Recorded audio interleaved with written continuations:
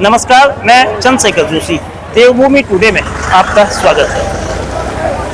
इस वक्त जुलाई महीने की आखिरी तारीख, रात के 8 बजे से अधिक का वक्त हो चुका है, लेकिन उसके बावजूद गोलचौड़ मैदान में हुजूम जमा हुआ है।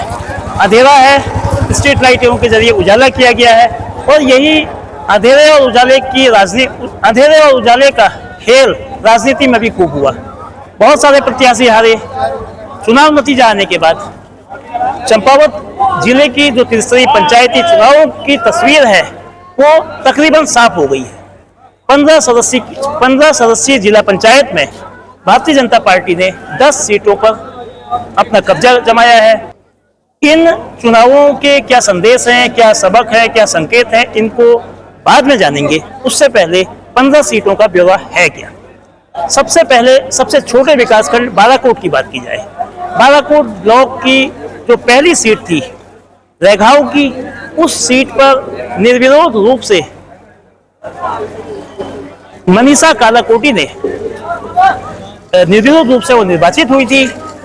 लेकिन आज जो नतीजे आए दूसरी सीट के, जो खरतौला की सीट थी, उसमें भारतीय जनता पार्टी के प्रत्याशी प्रकाश सिंह मेहता को करारी शिकस्त का सामना करना पड़ा। 6 प्रत्याशी खरतौला सीट पे थे।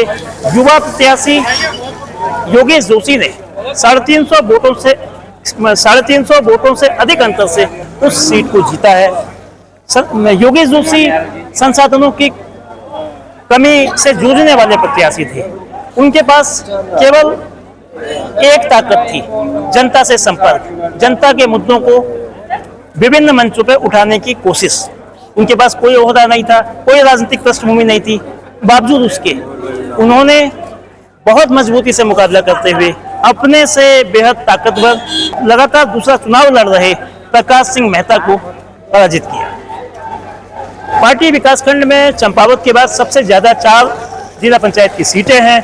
एक सीट पर जो कानीकोट की सीट थी, आशा अधिकारी पहले ही निर्विरोध निर्वाचित हो चुकी थी। शेष 3 सीटों में भारतीय जनता पार्टी 2 सीटों को हार गई। एकमात्र सीट जो बीजेपी अधिकृत प्रत्याशी ने जीती वो गरसाड़ी से आनंद सिंह अधिकारी ने 4,500 से अधिक वोटों से गरसाड़ी में अपने प्रतिद्वंदी दीपक जोशी को हराया। शानदार मुकाबला किया और आनंद अधिकारी की जीत पहले से तय भी मानी जा रही थी और आनंद अधिकारी को भावी जिला पंचायत अध्यक्ष पद के प्रबल प्रत्याशियों में से एक माना जा रहा है। 2 सीटें जो पार्टी विकासखंड की है, जनकांडे हमेशा हॉट सीट रही है। इस बार भी बीजेपी इस सीट को गवा बैठी। बीजेपी के प्रत्याशी सुरेंद्र बोरा तीसरे नंबर पर रहे। अशोक सिंह मेहर ने शानदार जीत हासिल की। बीजेपी के पूर्व जिला अध्यक्ष हिमेश कलकुड़िया ने कड़ा मुकाबला किया, लेकिन वो जीत में से दूर रहे। पार्टी की आखिरी सीट रीठा साहब क्षेत्र की खरई सीट है। लदिया घाटी की इस सीट में भी बीजेपी के प्रत्याशी तीसरे नंबर पर रहे। भोला सिंह बोरा जो पूर्व में जिला पंचायत सदस्य रहे हैं, कांग्रेस की पृष्ठभूमि के नेता हैं, उनकी पत्नी सोनू बोरा ने कड़े मुकाबले में बबीता गढ़कोटी को हराया। बबीता गढ़कोटी के पति नीलम गढ़कोटी सामाजिक कार्यकर्ता रहे हैं और बबीता गढ़कोटी की जो सास है वो हेमा गढ़कोटी जिला पंचायत की 2008 में सदस्य रही। लोहाघाट एक ऐसा ब्लॉक रहा जहां से भारतीय जनता पार्टी 3 सीटों को जीतने में कामयाब रही। एक सीट मटियानी की पहले ही निर्विरोध जीती है। पुष्कराम वहां से जिला पंचायत के सदस्य हैं।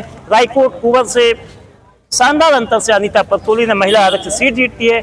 सबसे अहम सीट, सबसे हॉट सीट, सबसे प्रतिष्ठा की सीट पाटन पाटनी की थी, जिसमें भारतीय जनता पार्टी उस सीट को जीतकर अपना सिक्का उसने जमाया है।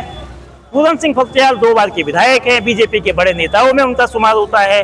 उनकी बेटी सुष्मिता फत्याल ने भारतीय जनता पार्टी के अधिकृत प्रत्याशी सुनीता जोशी के खिलाफ मोर्चा संभाला था और तकरीबन 2000 वोटों से उन्हें करारी शिकस्त मिली।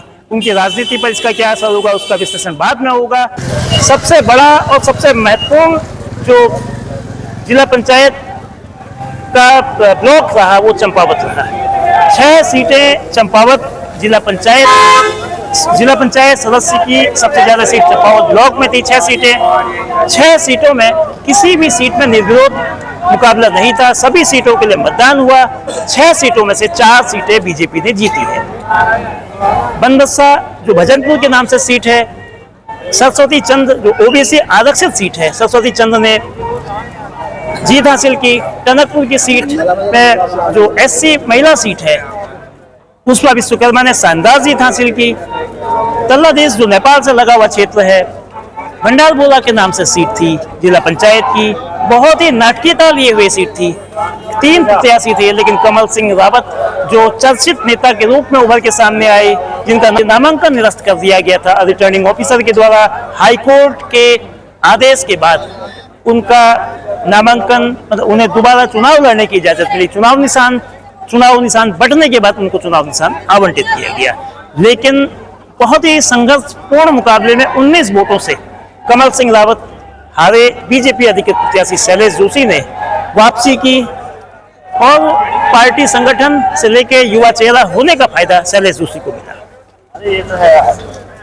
तो एक अति महत्वपूर्ण सीट जो बिल्कुल की थी, निर्मला मेहराना चंपावत की पूर्व ब्लॉक प्रमुख रह चुकी हैं, चंपावत जिला पंचायत की पूर्व में सदस्य रही हैं और एक कद्दावर राजनीतिक परिवार से आती हैं।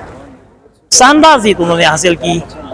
अनीता महर को उन्होंने हराया। सीधा मुकाबला इस सीट में था। लेकिन जो सबसे महत्वपूर्ण सीट थी चंपावत प्रॉपर की शक्तिपुर गुंगा के नाम से, उस सीट पर भारतीय जनता पार्टी अधिकृत प्रत्याशी को करारी शिकस्त मिली।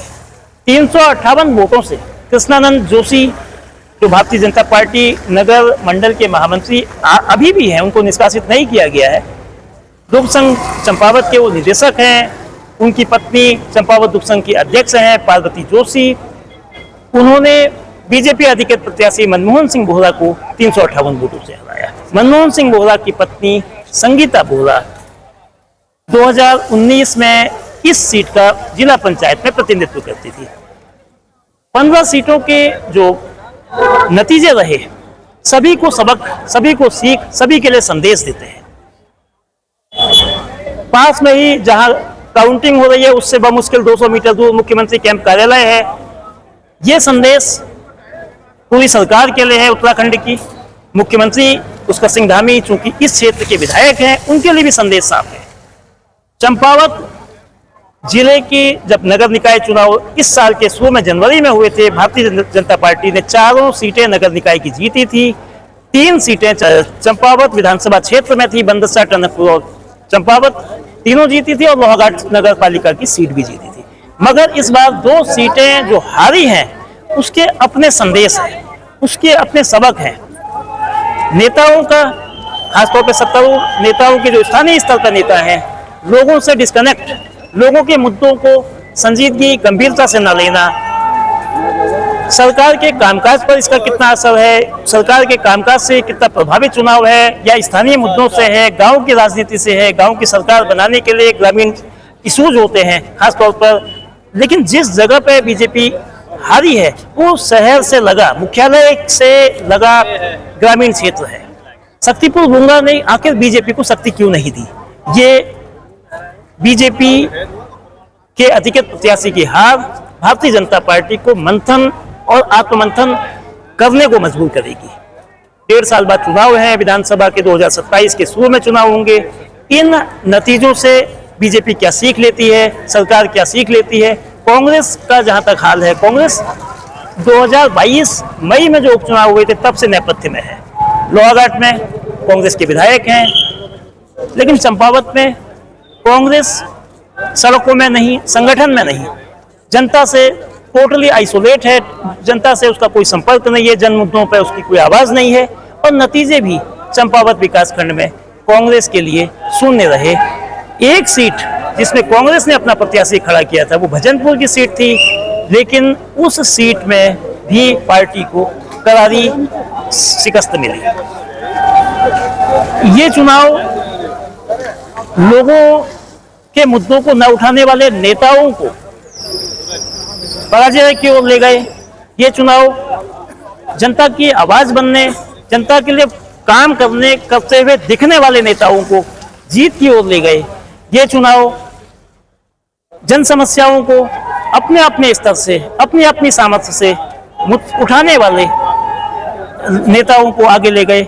लोगों के मुद्दों को उठाने के स्थान पर दूसरे रास्ते से चुनाव जीतने का जो तरीका है वो चुनाव त्रिस्तरीय पंचायत, सबसे निचले स्तर का चुनाव, ग्रामीण राजनीति को बेहतर करने के लिए, ग्रामीण क्षेत्र की जो सुविधाएं हैं उसको संवारने के लिए, ग्रामीणों की तकलीफ को कम करने के लिए ये चुनाव होने चाहिए।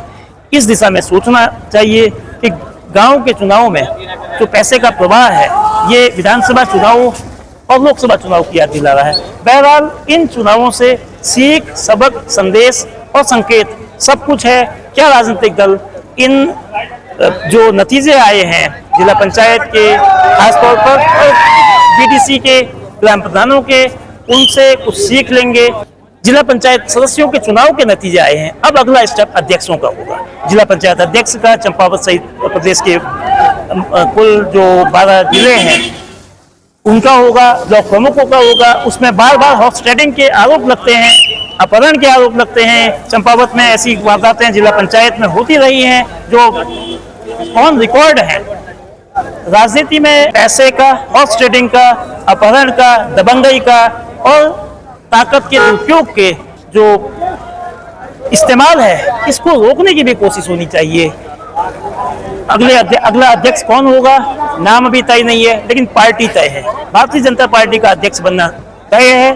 क्या जो चर्चा में एक नाम है गरसाड़ी के आनंद सिंह अधिकारी वो अध्यक्ष बनेंगे, या क्योंकि अभी सीट का आरक्षण तय नहीं है अध्यक्ष को लेकर, तो आगे क्या होगा? सीट आरक्षित होगी, सीट अनारक्षित होगी, आरक्षित होगी तो अध्यक्ष कौन होगा, अनारक्षित होगी तो क्या अध्यक्ष जो नाम लगातार चर्चाओं में रहा आनंद सिंह अधिकारी वही बनेंगे या कोई बनेंगे, इसका इंतजार जब चुनाव की तारीख, चुनाव का नोटिफिकेशन होगा अध्यक्ष का तब पता चलेगा। बहुत बहुत धन्यवाद।